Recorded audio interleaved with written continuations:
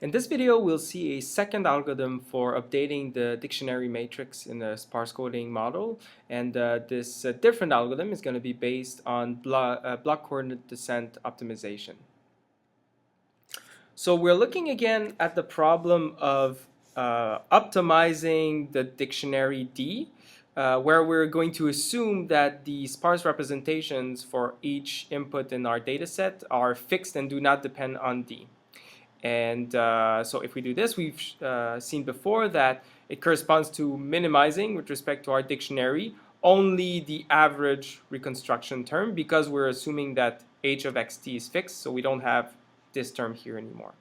Okay, and we have the constraint that, again, the columns of matrix D, which are the atoms in our dictionary, must be of unit norm.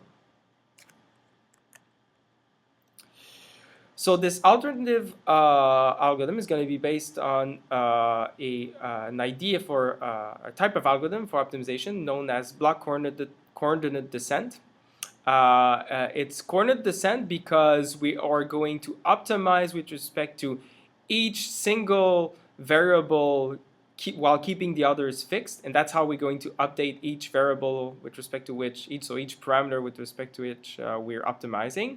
And it's a block coordinate descent algorithm because we're going to do that for not just a single variable with respect to all others, but with respect to a block of variables. In our case, the blocks are going to be each atom, each column J of our matrix D. And the advantage is going to be that we'll get an update rule which does not require a learning rate. So what we'll actually do is that we'll consider updating only the jth column of our dictionary matrix D, and we'll actually find the best value of that column with respect to all other parameters. So we'll actually find the optimum with respect to just this column, ignoring also the unit norm constraint. And by doing this, then we don't have a learning rate. We just do a step that has us reach exactly the optimum with respect to the jth column. And then what we do is that we just iterate and cycle over each column. So we'll do this for the first column, second column, and so on. Once we reach the last column, we go back to the first column, and we iterate like this until convergence. And we also have to introduce a projection step to make sure that the columns of our atoms are of unit norm. Okay, so let's see how we can do this. So let's say we are optimizing with respect to the jth column, and we keep all of the other columns in matrix D fixed. So one way of finding the optimum is just find a fixed point. That is, take the gradient of the reconstruction error and set it to 0.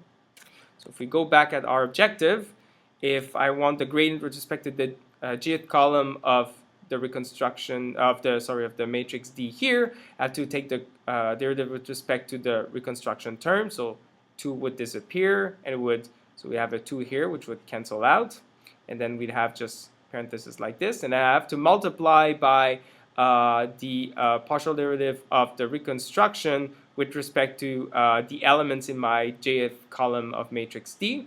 And so the matrix, the jth column is going to be multiplied by the jth element of my representation.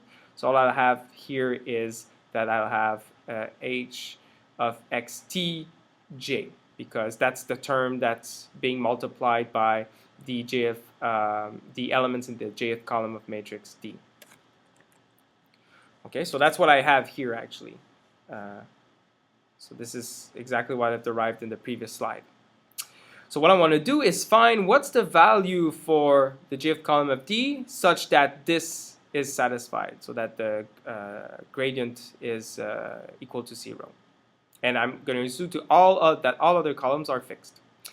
So first thing to notice is that this reconstruction is really just the sum of the columns, all columns of matrix D multiplied by each associated element in the sparse coding representation. And so what I've done here is that I've separated this sum of over all columns into a sum over all columns different than J, and then just a single term that corresponds to so the term associated with the jth column of matrix D. Okay, so I'm doing this because I want to separate out the column, the jth column here, so I can put it back on the left and isolate it and get an expression for it. Okay. Now what I can do is that I can now distribute this into the parenthesis. So I can just take this term and put it on the left. So what I would have is that if I multiply it side, I'd have a squared here, and then I have h x t j right here.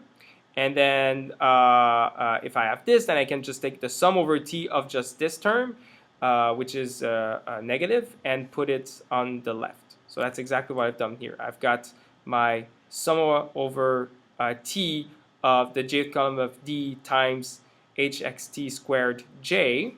So that's this whole term here with the sum. And then I'm keeping whatever is left on the right-hand side of my equation. So I see that what I wrote here is exactly here. Okay. Now next, well, I want to isolate with respect to this, and now I notice that it does not depend on t, so I can actually put it outside of the sum, and then I'd be left with the jth column times the sum of this term, which does depend on t, and so I can then take that factor and divide it on each side of the equation. So I'd be left with just the jth column. I have 1 over this sum over hxt squared j. So this is this thing here that is now on the right-hand side, and then this here is just the same thing here. Okay. So now by doing this, I've been able to isolate for the jth column, and so that's a fixed point of my reconstruction error with respect only to the jth column of matrix D. And now, if we want to make sure that this is a minimum, we need to look at second order conditions. So make sure that the second derivative at this point, or actually at this vector, the Hessian would need to be positive definite. And so if we did that, then we'd actually find that it is indeed a minimum. So I won't do it here, but you can do it as an exercise. And so this gives me an analytical expression for obtaining a new value for my jth atom. And notice that it does not require a learning rate like the projected gradient descent algorithm that we've seen in the previous video. So that's one of the big advantages here. It's just more convenient not to have to specify a learning rate. Now let's play a little bit with that expression, so this analytical expression for the new value for the jth column. So one thing that we can do is that we can take this term here, this scalar, and put it inside the parenthesis. So now I have it here, and I also have it here. And so it's been introduced here and multiplied here. And then the other thing I can do is that I can take the sum over t and put it, I guess, distributed in the parentheses. So I have it right in front here, but also right in front here. So before this other sum over I instead. So I'm just switching the order in the sum for this term here. So if I do this, then I get this term here, and I get this other term here, where now the sum is inside. Now, the advantage of doing this is that now we notice that I have a few terms which don't depend on matrix D. So first here, this term here, which is the sum of the jth value in my sparse codes for all the training examples, or my examples in my data set, that doesn't depend on D if H is fixed. Here also we don't see in the expression the value of D. It's just X multiplied by the jth element of my sparse codes and the sum over all my data set. And similarly, here we have the cross product between the ith element of the sparse code and the jth element summed over all the data set. So that also doesn't depend on D. So what I could do is pre-compute a matrix A, which is just the sum of the outer product between the sparse coding representations for all training examples. And so the element ij would just be, so the element ij of matrix A would just be this term here. And similarly, the element jj would be just the diagonal of, so the element on the diagonal of matrix A would just be that term here as well. And as for B, if we did the outer product of the input times the transpose, so the outer product of the input and its sparse code representation, well, if I just took the jth column of that matrix B, I would get this term. Okay. So now, the advantage of doing this is that I can do this before I do any optimization of matrix D and keep that in memory. And always use this computation instead of actually computing it every time I update one atom. Okay. So in terms of an algorithm, that's going to be much more efficient because I can just do it once before I start optimizing with respect to the matrix D. And so here, the expression we have is just replacing with the different A and B terms. And I'm doing another thing, which is that, so if I want to write it, so this sum is over all i's except j. Now if I take the column matrix, the jth column of matrix A, I'm multiplying by D, I'm gonna get this sum here, but from 1 to, I'm gonna get the whole sum with respect to all I. So I have to subtract from this term here the case where I is equal to j. So because there's a negative here, I need to add this term, and so that's why I have this term here as well. Okay.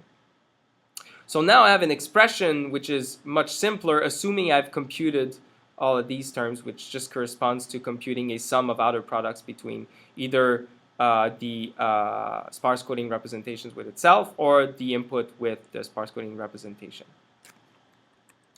And so now we're ready to look at what the code looks like. So here I would need to compute A and B as specified before with the expression that we had on the previous slide. And then once this is done, as long as D is not converged, for every iteration, what I do is that I iterate over each column of the matrix D, so each atom in my dictionary, and then I perform my coordinate descent update. So that's the expression I had before. And then I also have to project back on the in the space of unit norm atoms. So I have to just take all my column I just updated and renormalize it because I want my atoms in my dictionary to be normalized. And then I iterate like this, and this algorithm will actually converge to a solution. And notice that now this algorithm, unlike the projected gradient descent, doesn't have a learning rate. So we don't have to specify it, so it's a more convenient algorithm to use. So, like I said, this is known as a block coordinate descent algorithm. You could say it's a projected block coordinate descent algorithm because of the projection we have here. And its big advantage to remember is that it does not require a learning rate. So sometimes people would prefer using this for convenience. All right, so that's another alternative for updating the dictionary during sparse coding.